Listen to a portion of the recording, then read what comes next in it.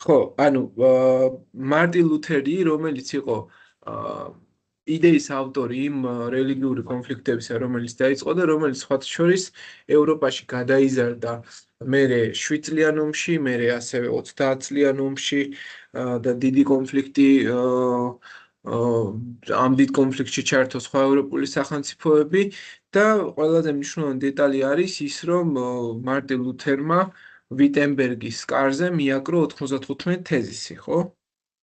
ეს 95 თეზისი იყო უშუალო დოკუმენტი, რომლის სამიზნეც იყო ინდულგენცია. ინდულგენცია იყო წოდების მიტევების სიგელი და ფაქტობრივად აი ეს დოკუმენტი მთლიანად ხსნიდა რაზე იყო რეალურად დაფუძნებული ქრისტიანობა, რა მოდელზე იყო დაფუძნებული, მისი მართვა, როგორი სტილით უნდა მომხდარიყო და ეს იურიდიული ფისკალური პრაქტიკა, რაც ზოგადად ეკლესიას ქონდა, აი ამასაც აკრიტიკებდა. შემდგომი რამდენიმე წლის განმავლობაში, მას შემდეგ რაც ზოგადად მარტინ ლუთერმა ასე ვთქვათ ეს 95 თეზისი გამოაქვეყნა, გაფართოვდა კამათი ამის გარშემო და ლაიფციგის დებატებმა, სადაც უშუალოდ მარტინ ლუთერი გამოიწვიეს და მოსთხოვეს პასუხი აი ამ საჯარო მანიფესტაციაზე,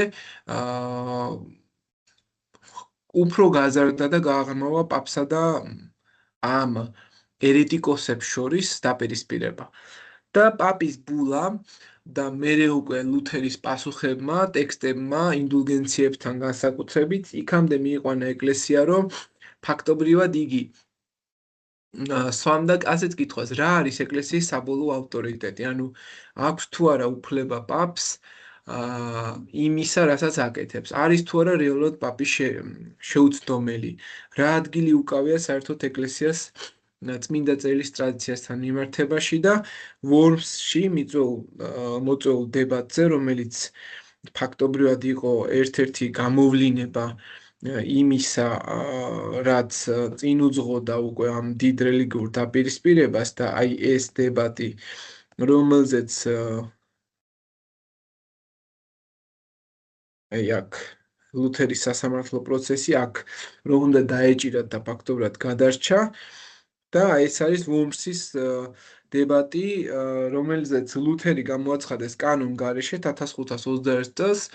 აქ უკვე ლუთერის საქმე იმპერიული პოლიტიკის საკითხად იყო ქცეული ფაქტობრივად და მას მოსთხოვეს, რომ შეეწყვიტა ყველა ის ქმედება, რასაც პაპის წინააღმდეგ ახორციელებდა. მაგრამ აქ საღვთისმეტყველო და საეკლესიო საკითხი აღარ იყო.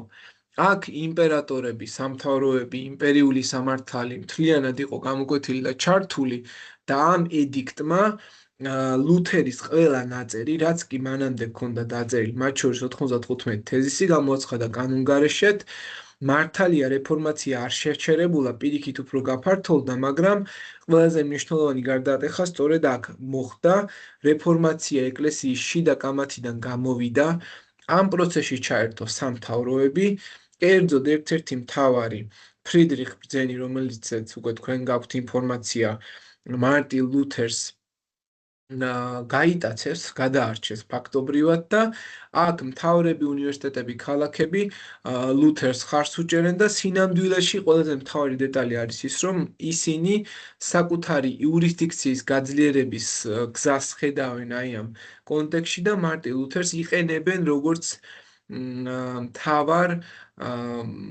პრაქტიკულ ბერკეტს იმისთვის, რომ პაპსა და იმპერატორს რაღაცა წინააღმდეგობა გაუწიოს. აი მაგალითად თვითონ ლუთერმა რაც გამოაქვეყნა ეს 95 თეზისი, აი ძალიან მნიშვნელოვანია ეს 62 დანართი.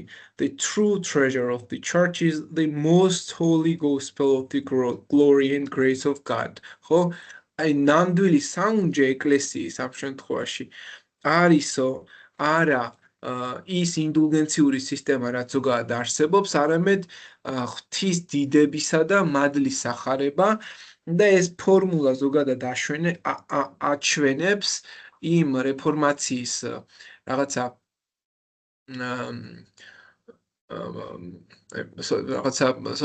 ბირთვს, სულიერ ბირთვს, რომელიც ზოგადად მაშინდელ ეკლესიაში არსებობდა და შესაბამისად ეს ძალიან მნიშვნელოვანი დეტალია. აქ გასათვალისწინებელი არის კიდევ ეკლესიური კონტექსტის გარდა პოლიტიკური კონტექსტის. ნახეთ ლუთერი რას ამბობს, მე კი არ განმუდექი ეკლესიას, ეკლესია თვითონ განმიდგა. და გაგახსენებთ, რომ წმინდა და საღვთო რომი ამ დროს არის დაშლილი.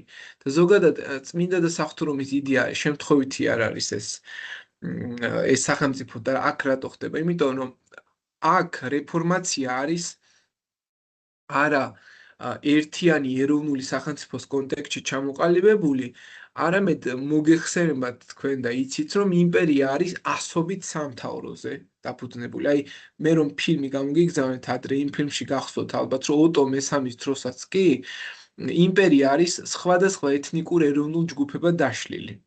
ანუ ერთიანი სივრცე არ არსებობს. აი, რომ იცი რომ შენს ქვეყანაში ერთდროულად 20 ეროვნების სხვადასხვა მცირე ეთნიკური ჯგუფი ცხოვრობს, ვერ ხერხდება ფიზიკური გაერთიანება. ამიტომ გერმანიის კონტექსტი ბევრად უფრო ნიშანდობლივია რელიგიურ რეფორმაციასთან, რატომაც დაიწყო კონკრეტულად აქ. თავისუფალი ქალაქები, დინასტიური ერთეულები, ეს ყველაფერი ერთმანეთის წინააღმდეგ მოდის სხვადასხვა ეთნიკური, სოციალური, კულტურული მიზეზით. ამიტომ თითოეული მთავარი და ქალაქი შეიძლება ითქვას, რომ საკუთარ კონფესიურ მომავალს წყვეტს. ამიტომ 1524 წლიდან 1525 წლებში მიმდინარე ეს გლეხთა ომი, რომელიც ფაქტობრივად მიმდინარეობდა და ეს რეფორმაციული მოლოდინები, რომელიც გლეხების ენადაც იქცა ფაქტობრივად და მათაც ხარი აუბეს, იყო ის ძირითადი მიზეზი, რაც გერმანიაში შემდგომ განვითარდა და რაც გერმანიაში შემდგომ მოხდა. 1530 წელს განსაკუთრებით აუგსბურგის დებატი, რაც შედგა და ამ დებატზე ფაქტობრივად დაამტკიცეს, კერძოდ ფილიპ მელანქტონი იყო ერთ-ერთი, რომელმაც შეადგინა აუგსბურგის აღსარება და მის წინააღმდეგ პაპმა გამოაგზავნა კარდინალი გასპარო კონტარინი, რომელიც ლუთერანული მხარის პროგრამული ტექსტის წინააღმდეგ რაღაცა დისპუტში უნდა შესულიყო და რაღაცნაირად ეღიარებინათ ეს აუგსბურგის აღსარება ან მიღებულ ტენდენციად, ან არა ოფიციალურ მათ რა ქვია წესად. ეს იყო მცდელობა ფაქტობრივად, რომ რეფორმაცია განხეთქილებად კი არა, არამედ ეკლესიის ჭეშმარიტ განახლებად წარმოეჩინათ და ლუთერის რეფორმაციული მოძრაობა პაპს მიიღო 1530 წლისთვის. მაგრამ ეს ზომიერად ჩამოყალიბებული ტექსტი საბოლოო ჯამში ვერ მიიღეს, შეთანხმება ვერ შედგა ვერც მელანქტონსა და ვერც გასპარო კონტანის შორის და ამის ფონზე 1531 წელს შეიკრა შმალკალდენის ლიგა და დაიწყო ამ ლიგის გარშემო პროტესტანტ-მთავართა ქალაქ სამხედრო გაერთიანება, ქალაქებში სამხედრო გაერთიანების ჩამოყალიბება და აქედან იწყება იმ კონფესიური იდენტობის ჩამოყალიბება, რომელიც თავის მხრივ დგას თავდაცვის ენაზე, ანუ ეს ეკლესია ფაქტობრივად ერთის მხრივ უპირისპირდება რეფორმაციის სახით ეკლესიას, მეორე უკვე ამ ლიგაზე შეიქმნა ისეთი პროტესტანტული გერმანელ მთავართა გაერთიანება, რომელიც იცავს რეფორმაციას, რომელიც კათოლიკური იმპერიის ძალის წინააღმდეგ იბრძვის და რომელიც უშუალოდ ყველაზე მნიშვნელოვანი მოვლენაა ევროპის რელიგიური ომების ისტორიაში და ლიგის შექმნას წინ უძღოდა სწორედ ეს მარტინ ლუთერის 1517 წელს დაწყებული 95 თეზისი, პროტესტანტიზმის გავრცელება და დაპირისპირება იმ კათოლიკურ ეკლესიასთან, რაც არსებობდა.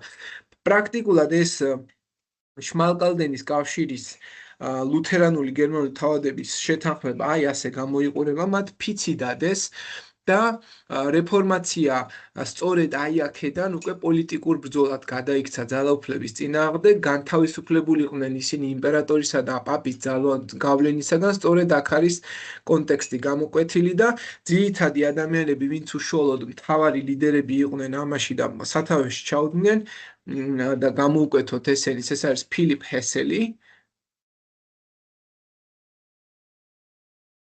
რომელიც შმალკალდენის ლიგის კავშირის წევრი იყო და მეორე არის იოჰანეს ფრიდრიხ საქსონიელი,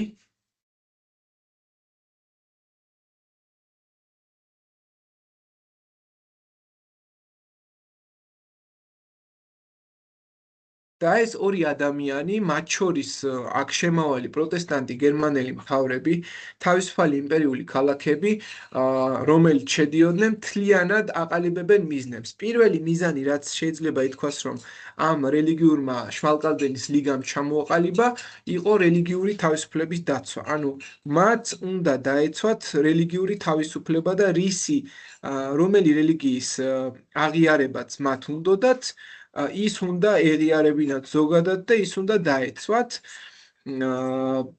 რელიგიური თავისუფლების თავდაცვა.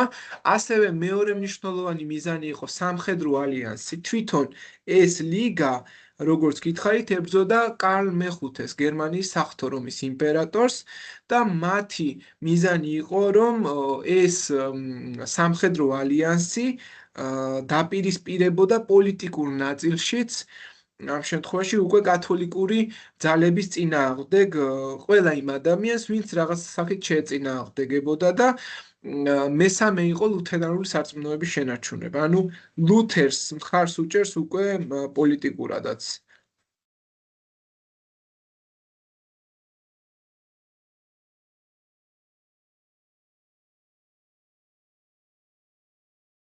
აი ამ სამი მიზნით შეიძლება ითქვას, რომ უბრალო რელიგიურ გაერთიანებიდან ეს შმალკალდენის ლიგა გადაიქცა ფაქტობრივ ძალად, რომელიც იმპერატორს უკავშირდება და შეიქმნა საერთო არმია, რომელმაც გადაწყვიტა, რომ დაპირისპირებოდა საერთო გადაწყვეტილებებით კოორდინაცია სხვადასხვა მოქმედ წევრები უწევდნენ და სახელმწიფოს კავშირი შეიქმნა, მინდა გითხრათ, წევრები თანხას იხდიდნენ საერთო სამხედრო ძალისთვის და არსებობდა რაღაცა ორგანიზებული რესურსი, რომელსაც მხარს უჭერდნენ. და ეს ლიგა არის მნიშვნელოვანი, იმიტომ რომ რელიგიურმა მოძრაობამ გადაზარდა ეს დაპირისპირება ინსტიტუციონალიზებულ პოლიტიკურ ძალად, რომელიც თავდაპირველად მართალია კარლ მეხუთეს პირდაპირ ვერ დაუპირისპირდა, მაგრამ სხვა ომებში იყო ჩართული ეს. მაგალითად, ერთ-ერთი ომი არის საფრანგეთთან და ოსმალეთთან.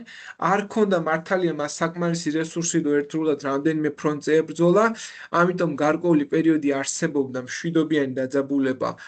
მათ შორის ლიგამ შეძლო გაძლიერება სწორედ იმიტომ, რომ იმპერატორი დაკავებული იყო მათ შორის სხვა პრობლემებით და ერთ-ერთი პრობლემა იყო მისი იტალიური ომი, მისი კონფლიქტი საფრანგეთთან ასევე და შმალკალდენის ომი დაიწყო სწორედ მაშინ, როცა 1546 წელს კერძოდ კარლ მეხუთე გადავიდა აქტიურ შეტევაზე ლიგის წინააღმდეგ და ერთ-ერთი მნიშვნელოვანი ბრძოლა, რომელიც 1547 წელს შედგა ფაქტობრივად და ეს ბრძოლა შეიძლება გამოიკვეთოს ალბათ გამორჩეული სახით იყოს და დავწეროთ, ეს არის 1557 წელს გამართული მიულბერგის ბრძოლა.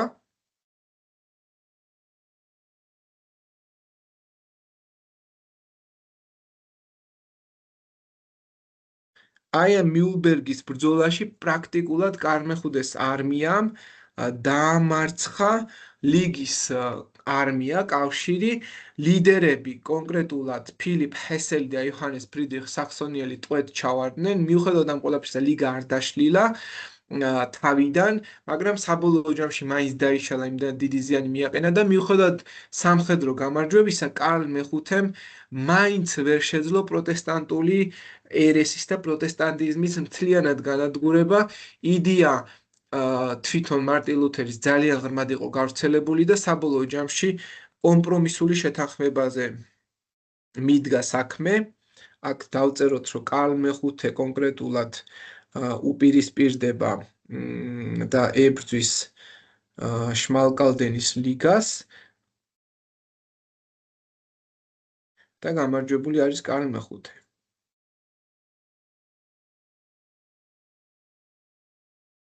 მიულბერგის ბრძოლაში.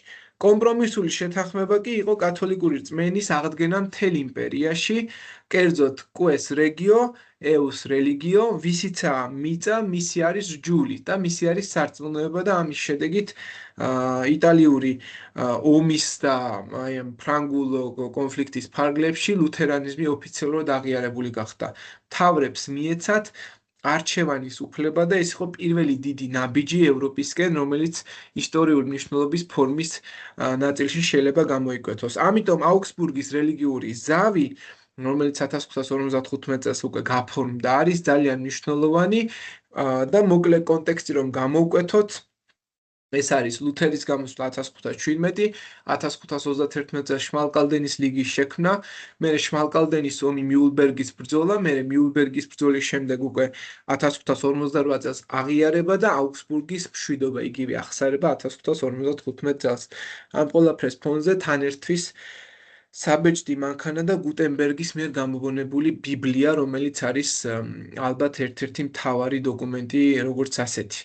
რაც შეეხება უკვე ასე ვთქვათ შვეიცარიას და შვეიცარიაში არსებულ მდგომარეობას, კალვინიზმს, კალვინიზმი არის ჟან კალვინის მიერ ჩამოყალიბებული ახალი მსოფლმხედველობა, რომელიც ბევრად უფრო განვითარებულია სხვათა შორის და ციურიხში ეს ყველაფერი ჯერ დაიწყო უილრიხ ცვინგლმა, ხოლო შემდგომ ჟენევაში ჟან კალვინმა ჩამოაყალიბა ისეთი რეფორმაციული ტრადიცია, რომელიც ფაქტობრივად ლუთერანობის პარალელურად განვითარდა და ზოგიერთ საკითხში მისგან კაფიოდ განსხვავდებოდა, ესეთი საერთო კონტექსტი არ იყო, განსაკუთრებით მნიშვნელოვანი არის, რომ ზიარების კაგება, აღქმა, ეკლესიური დისციპლინა, თემობრივი ცხოვრების უფრო მკაცრი რეორგანიზაცია, საერთოდ სხვანაირი სტილის იყო, ეკლესიაც სულ სხვანაირი იყო და კალვინის 1536 წლის ერთ-ერთი მთავარი Institute of Christian Religion, რაც არის მიღებული კოდექსი, ფაქტობრივად რეფორმებული თეოლოგიის ერთ-ერთი ყველაზე გავლენიანი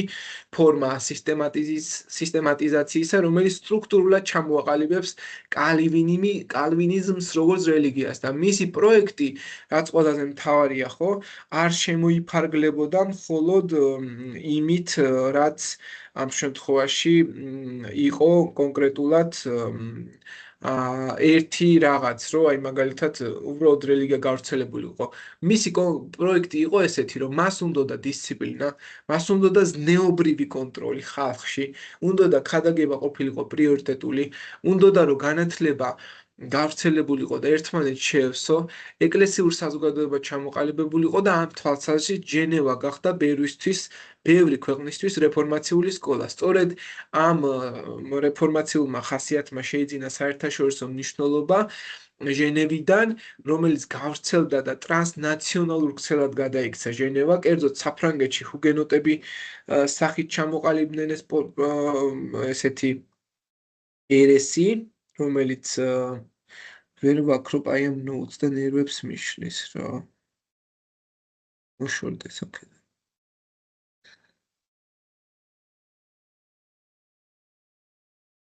თქვენთან როგორ ჩანს ეკრანზე? ეს ნოუთი თქვენთანაც ჩანს? კი.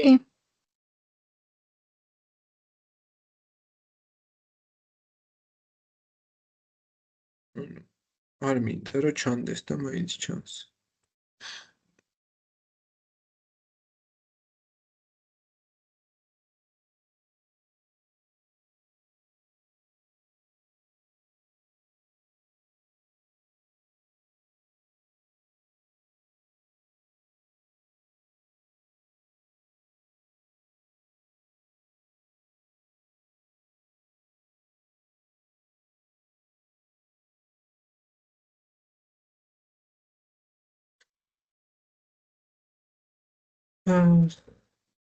დაი მოკლედ არა უშორს. ხო და აი ეს ტრანსნაციონალური ქსელი, რომელიც საფრანგეთში ჰუგენოტების სახით იყო შოტლანდიაში გამოკვეთილი იყო ნოქსის მოძრაობა ერთ-ერთი გამორჩეული ჯგუფი იყო ნიდერლანდებში მეამბოხე პროვინციული ლიგა იყო შეკრებილი, რომელიც მე სხვათა შორის თქვენთვის კარგად ცნობილი ნიდერლანდების რევოლუციაში გადაიზარდა და ესეც გამოსარჩევია ამ ნაწილში აქვს და აი ეს ჯგუფები და მათ შორის გერმანიის ზოგიერთი სამთავრო სწორედ აი ამ ხაზით იღებდნენ კონფესიურ დანამატს რაღაცნაირად არის გამოსაკვეთი. თვითონ კალვინიზმის არსი და ეს რელიგიური მიმდინარეობა უკავშირდება ფაქტობრივად განსხვავებით ლუთერანიზმისგან სისტემატიურ თეოლოგიურ ფორმას. ძალიან მკაცრი დისციპლინური სტრუქტურა იყო და შეიძლება ითქვას, რომ კალვინიზმი განსაკუთრებით გავრცელდა შვეიცარიაში, საფრანგეთში, მთლიანად, ინგლისში და ინგლისში ესენი იყვნენ პურიტანების სახით ცნობილი და ყველას სხვადასხვა კონტექსტი ჰქონდა გამოსაკვეთი აქ რატომ გაჩნდა კალვინიზმი? პირველი, იმიტომ რომ კალვინს შეეძლო სისტემური სწავლება. კაცრი მორალური წესრიგი, ქალაქებში იზრდებოდა ახალი სოციალური ფენები, კერძოდ კალვინიზმმა გამოკვეთა ახალი ფენა ბურჟუაზია და აი ამ ბურჟუაზიულმა იდეამ სხვადასხვა ქვეყნებში საფუძველი დაუდო იმ რევოლუციებს, რომელსაც ახლა თქვენ ეუფლებით და სწავლობთ და ეს მთელი ცხოვრება და მოღვაწეობა ჟან კალვინის ზუსტად აი ამ ბურჟუაზიული იდეის ჩამოყალიბებას ეხება. თვითონ კალვინი საფრანგეთში დაბადებულია, სამართლის და თეოლოგიას ეუფლებოდა, მთავარი იდეოლოგი ხდება და მე ჟენევაში რომ მოღვაწეობს განსაკუთრებით და ქრისტიანული სარწმუნოების საფუძვლებს ჩამოაყალიბებს, რაც ინსტიტუტის სახელით არის ცნობილი, ეს სახელმწიფო შეიქმნა, კალვინისტური სახელმწიფო და რელიგიური რაღაცა ლაბორატორია გახადა ჟენევა და ამ ნაწილში ყველაზე მნიშვნელოვანი დეტალი არის, რომ მან დოქტრინულად განსაზღვრა, ვინ გადარჩება მაგალითად და ვინ დაიღუპება. ეს არის ყველაზე შოკის მომგვრელი იდეა.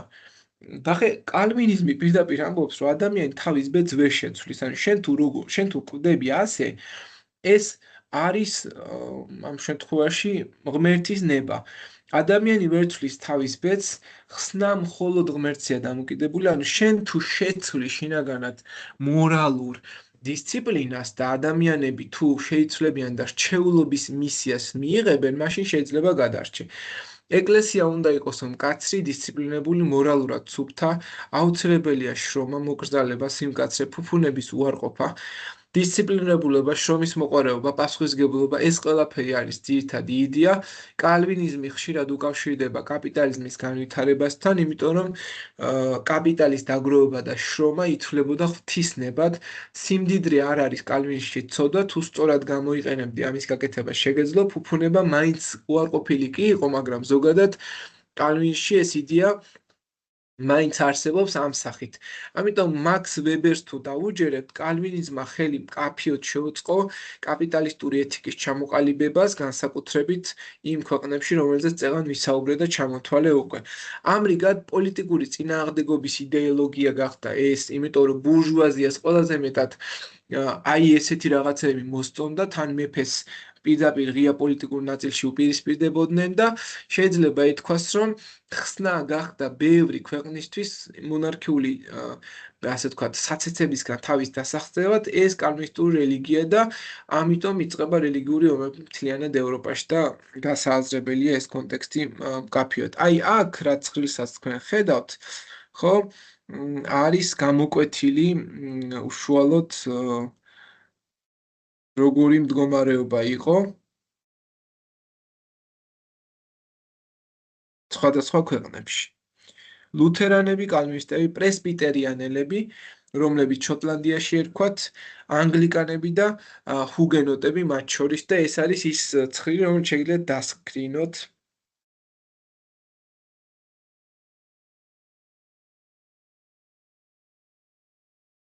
ამ ნაწილიდან კითხვა თუ არ გაქვთ, გადავიდეთ მაშინ ანგლიკანიზმზე. ანგლიკანიზმი, რომელიც ინგლისში ჩამოყალიბდა და ფაქტობრივად წარმოადგენდა ერთ-ერთ მთავარ გაგრძელებას, პოლიტიკურ გაგრძელებას იმ რელიგიისა, რაც შეიქმნა ფაქტობრივად ინგლისში, არის მნიშვნელოვანი ჩანართი და დეტალი, რასაც ყურადღება უნდა მივაქციოთ. პირველ რიგში ინგლისური რეფორმაცია იწყება კონტინენტური მაგალითისგან, ევროპისგან განსხვავებით და თვითონ ინგლისური რეფორმაცია განსხვავდება იმით, რომ მისი საწყისი იმპულსი პირველ რიგში იყო არა მაინც და მაინც და ეს რელიგიური კონტექსტი, არამედ ეს არის დინასტიური კონტექსტი და იურისდიქციული კონტექსტი და თვითონ ჰენრი მერვის დეტალი და ასე ვთქვათ, ფენომენი მნიშვნელოვანი, იმიტომ რომ ჰენრი მერვეს სურდა ქორწინების გაუქმება ვინაიდან მას მამრობითი ხაზის მემკვიდრე არ ჰყავდა, მაგრამ აი ამ ქორწინებაზე პაპისგან უარის თქმამ გამოიწვია კონკრეტულად ის, რაც გამოიწვია. ხან ჰენრი მერვე თავდაპირველად იყო კათოლიკე მეფე, რომელიც ფაქტობრივად თავარ პრობლემას თავის ცოლთან, კატერინა არაგონელთან ხედავდა, იმიტომ რომ მემკვიდრე არ ჰყავდა მას, ვაჟი არ ჰყავდა,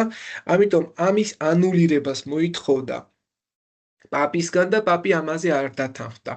კატერინა იყო ესპანეთის სამეფო ოჯახის წევრი. თან პაპთან დაახლოებული იყო ეს კატერინა და პოლიტიკურად რთული სიტუაცია იყო ამ კუთხით ძალიან და ეს შეიძლება ითქვას, რომ მხოლოდ ოჯახური პრობლემა არ იყო, დინასტიური კრიზისი იყო, ამ დინასტიური კრიზისის დამატებული კიდევ მთავარი ის, რომ რომის პაპია ჩარეული ამ პროცესში და შესაბამისად ეს რომ რაღაცნაირად გაუქმებულიყო 1534 წელს ინგლისის მეფე ჰენრიმ თავი გამოაცხადა ეკლესიის უზენაეს მეთაურად, მიიღო Act of Supremacy, რაც არის პაპის წინააღმდეგ მიმართული დებულება და ინგლისის პაპის იურისდიქცია გამოეყო ინგლისი პაპის იურისდიქციას გამოეყო მიუხედავად ამისა ჰენრის ეპოქის რეფორმაცია მთლიანად პროტესტანტული მაინც ჯერ არ ყოფილა, ბევრი დოქტრინული ლიტურგიკული ელემენტები მაინც კვლავ ტრადიციული კათოლიკურ სახეს ინარჩუნებდა, ამიტომ ინგლისური ცვლილება თავდაპირველად უფრო არის ეროვნული ეკლესიის შექმნა, ვიდრე უფრო სრულად განსაზღვრო, როგორი ახალი თეოლოგიური სამომავლო ეკლესია გჭირდება შენს ქვეყანაში. რაც შეიძლება ითქვას, რომ ლუთერთან მიმართებაში, მის შვილთან მიმართებაში სულ სხვანაირად გამოიკვეთა. ამიტომ ჰენრი მერის მიერ შექმნილი და ჩამოყალიბებული ანგლიკანური ეკლესია არის მიზეზი ამისი, როგორც ასეთი. ჰენრი მერეს კიდევ ჰყავდა 6 ცოლი, ხო? ესეც საინტერესო ფაქტია, ეს არის კატერინა არაგონელი, პირველი ცოლი, რომელსაც ქორწინება ანულირდა, გაუქმდა და მიზეზი იყო ვაჟი არ ჰყავდა ფაქტობრივად. მისი ქორწინება გახდა სწორედ რეფორმაციის უშუალო მიზეზი ინგლისში. მეორე ცოლი, რომელიც არის უკვე ანა ბოლეინი და ელიზაბეთ პირველის დედა იყო, ელიზაბეთ პირველი მოგეხსენებათ არის ინგლისის გამორჩეული დედოფალი, ჰენრის მეორე ცოლი იყო და დასასრული ის იყო, რომ ანა ბოლეინს თავი მოჰკვეთეს სახელმწიფო ღალატის ბრალდებით, სიკვდილით დასაჯეს. მესამე ცოლი უკვე იყო უშუალო ჯეიმს სეიმური, რომელიც არის მესამე ცოლი და ფაქტობრივად გააჩინა მან ვაჟი ედუარდ მე-6, ამიტომ არის გამორჩეული და სიკვდილამდე ძალიან უყვარდა ჯეიმს სეიმური, იმიტომ რომ ვაჟი გაუჩინა და სამწუხაროდ იგი გადაჰყვა ფაქტობრივად მშობიარობას. ერთადერთი ცოლი იყო, რომელმაც მისი მთავარი მიზანი შეუსრულა, მემკვიდრე მისცა და ამით ძალიან ამაყობდა ამ ცოლით ამ შემთხვევაში. მეოთხე ცოლი იყო ანა კლეველი, რომელიც პოლიტიკური ქორწინება იყო, საერთოდ არ მოსწონდა ჰენრის და ესე უთხრა, რომ შენო ფოტოზე როგორც გამომიგზავნესო, ისეთი არ ხარო და უფრო მსუქანი ხარო და არ მომწონხარ საერთოდ და სწრაფად მოხდა მათი განქორწინება, ანუ ეს ქორწინება კიდევ ერთხელ აჩვენებს, რამდენად დიდი მნიშვნელობა ჰქონდა დინასტიურ ქორწინებას, ადამიანი შეიძლება არ მოგწონებოდა, მაგრამ მაინც დაქორწინებულიყავი.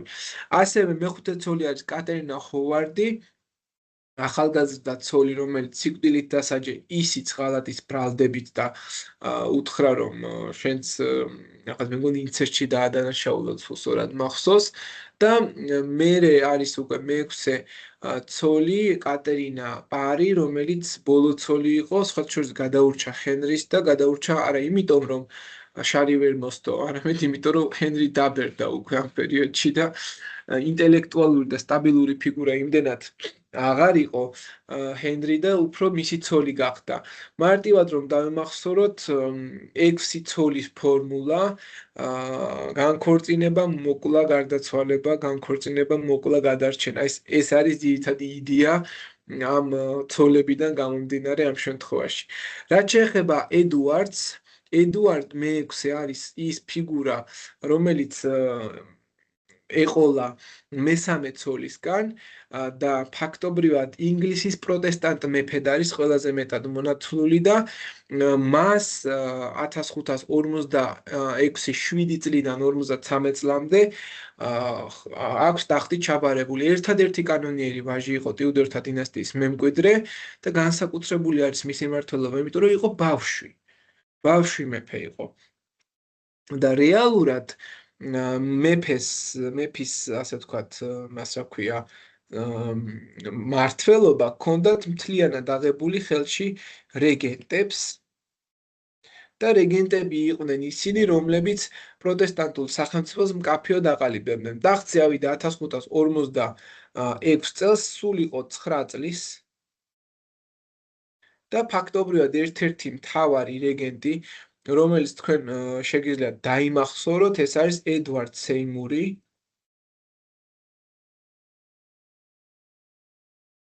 რომელიც იყო ედვარდის რეგენტი და ედვარდის ბიძა იყო ამ შემთხვევაში.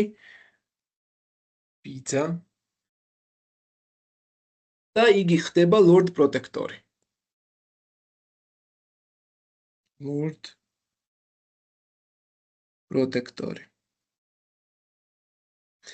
ამგვარად ეს დეტალი გასააზრებელია, იმიტომ რომ ფაქტობრივი მმართველობა მას ჰქონდა მთლიანად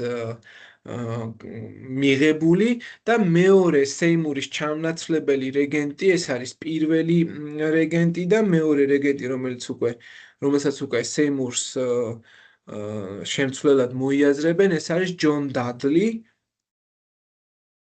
დადლი და იგი არის ფაქტობრივად მოგვიანო რეგენტი, კიდევ უფრო აძლიერებს სხვათა შორის ჯონ დადლი პროტესტანტულ მმართველობას და ფაქტობრივად ედვარდის დროს შეიძლება ითქვას ყალიბდება რეგენტების მმართველობის ფარგლებში. ასევე მნიშვნელოვანი საგამოცდო დეტალია ეს, იმიტომ რომ ედვარდის მმართველობა რეალურად არ იყო მისი მმართველობა.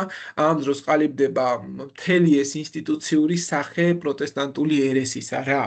მაგალითად, საერთო ლოცვების წიგნი ჩამოაყალიბა, რომელიც მთლიანად ინგლისურ ენაზე დაიწერა და არა ლათინურზე, როგორც მანამდე იყო 1559 წელს და 52 წელს ჩამოყალიბდა. ეკლესიის პროტესტანტიზაცია მოხდა, გაუქმდა ყველა კათოლიკური ელემენტი, ხატები, სიმბოლოები შემცირდა, მღვდლების ქორწინება დაშვებული გახდა, რაც მანამდე ცელიბატის სახით აკრძალული იყო და ძალიან მნიშვნელოვანი არის 42 მუხლი, რომელიც 1553 წელს მიიღეს, ჩამოყალიბდა პროტესტანტული დოგმატიკა და ედვარდის ეპოქაში ინგლისის ეკლესია საბოლოოდ გადავიდა კათოლიკური სამყაროდან პროტესტანტულ მიმართულებაზე და ამ ყველაფერმა შეიძლება ითქვას, რომ გარკვეული პრობლემებიც შექმნა, იმიტომ რომ ეკლესიის სტრუქტურა მთლიანად ჩაშენებული იყო სახელმწიფო მართვის სისტემაში და ინფლაცია, მიწების განაწილება, ღარიბთა ზრდა, ეს ყველაფერი გარკვეულ პრობლემებს ქმნის და 1559 წელს კეტის აჯანყება, გლეხთა პროტესტი და სოციალური სამართლობა მოიკრებს ერთდროულად თავს და 1559 წელს უკვე ხალხი ეწინააღმდეგება აი ამ რელიგიურ ცვლილებებს და ეს რეფორმაცია მარტო იდეოლოგიური ცვლილება კი არ იყო, არამედ სოციალური დაძაბულობაც იყო ერთის მხრივ და საბოლოო ჯამში საგარეო პოლიტიკა ამ მიმართულებით ინგლისში აგრძელებს გარკვეულ კონფლიქტს შოტლანდიასთან, მერე საფრანგეთთან ერთობა აი ამ დაპირისპირების ნაწილში, ინგლისმა დაკარგა ძალიან დიდი პოზიციები ევროპაში და შეიძლება ითქვას, რომ საგარეო პოლიტიკაში ინგლისი ჩამოშლის პირას არის. ედვარდ მე-6-ს თვითონ პიროვნება რომ გამოვკვეთოთ, განათლებული იყო, რელიგიით დაინტერესებული იყო და რაც ყველაზე მთავარია, კაფიოდ მხარს უჭერდა პროტესტანტის. რაც შეეხება დედოფალ მერი კათოლიკეს, რომელიც არის ალბათ ის ფიგურა, რომელმაც სცადა ისევ რომ რაღაცნაირად ვლადიმერის სახელით არის ცნობილი და დაებრუნებინა კათოლიკური ეკლესია, ცნობილი იყო იმით, რომ ის იყო ინგლისის პირველი მმართველი დედოფალი სრული უფლებამოსილებით 1553 წლიდან 1558 წლამდე. ეს არის ჰენრი მერვისა და კატერინა არაგონელის ქალიშვილი. პირველი ცოლისგან ჰყავდა ჰენრის და ეს მემკვიდრეობა მიღებული ჰქონდა ასე ჰენრი მერვის და კატერინა არაგონელის ქალიშვილი.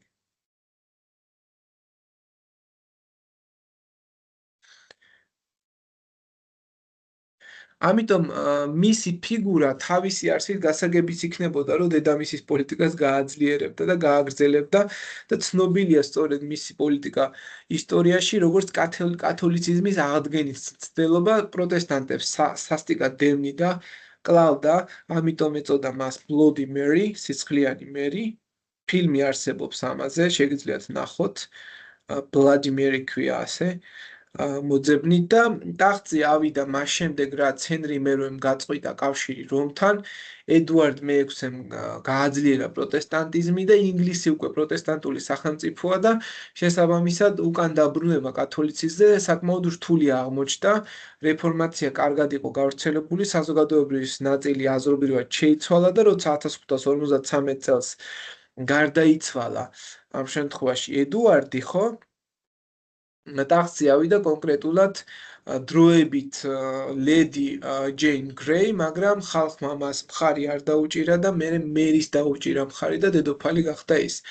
ამიტომ ლეგიტიმური მხარდაჭერა ჰქონდა, რაც ყველაზე მთავარია, მართალია ეს ქალი იყო, მაგრამ სუსტი მართველი დასაწყისში ნამდვილად არ იყო, მთლიანად მიზანი დაისახა მან, რომ დაებრუნებინა კათოლიკურ ეკლესიაზე. პირველ რიგში პაპთან აღადგინა კავშირი, მეორე პროტესტანტული კანონები გააუქმა, ერესის კანონი დააბრუნა და დაიწყო ყველა პროტესტანტის გამოცხადება ერესად და არა კომპრომისული, არამედ სრული რესტავრაცია დაიწყო, შეიძლება ითქვას და ყველაზე ცნობილია, რომ პროტესტანტებს დევნიდა 300 ადამიანი დაწვეს კოცონზე პროტესტანტების დევნის პერიოდში.